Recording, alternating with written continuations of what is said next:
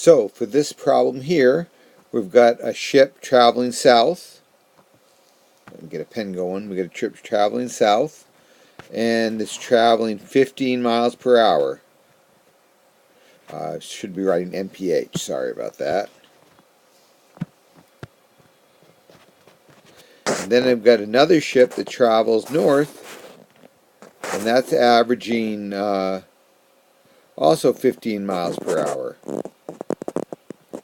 Just a coincidence those are the same. So find the number of hours the aircraft needs to travel before the ships are 360 miles apart.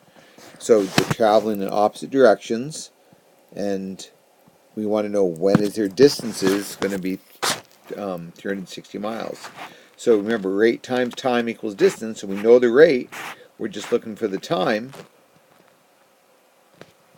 So 15t for the northbound trip plus 15t for the southbound trip has to be 360 miles. So that's going to give me 30t. I add those two variables together, those two expressions together. That equals 360. Then if I divide by 300, t equals 12 hours. And it just so happens that these ships travel the same distance because they both travel in the same rate. Okay? So for this problem, is another variation. They're leaving the Azores traveling east 6 hours before for an aircraft carrier.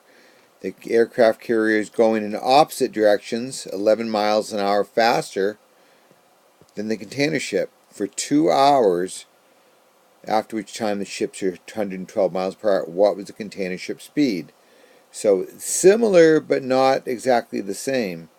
So this container ship's heading east, and we know it leaves 6 hours before the aircraft carrier. So it's going to be t plus 6 if we let t be the time that the aircraft carrier travels.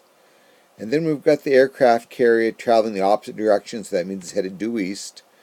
And it's traveling 11 miles per hour faster than the container ship.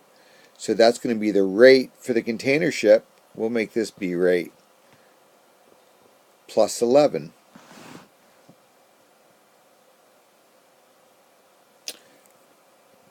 Times some time. Let's see, I'm going to put parentheses around that. And this has to be equal to 112. So in this problem, we have two trains that are two different stations. So here's station A and station B, and they're traveling towards each other.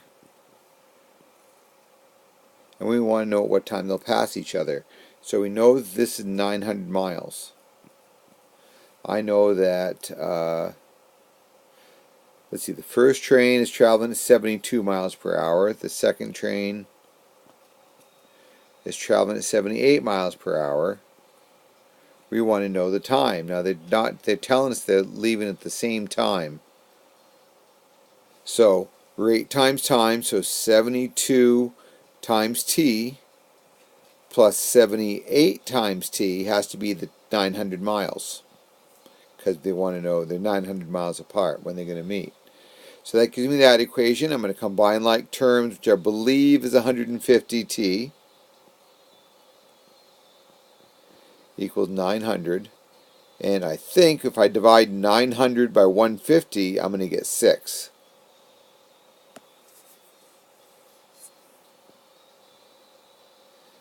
So t equals 6 is the elapsed time. They aren't asking us to find at 4 p.m. So for this problem, they want us to add 4 hours or 6 hours to 4 p.m. So that would be at 10 p.m. is when they'll pass. Okay, so that's how you set up the traveling towards. You know, usually they'll give you a distance. They'll give you a distance, and you just got to figure out the two parts and do the rate times time and add them together to get the 900. Very similar to the traveling in opposite directions.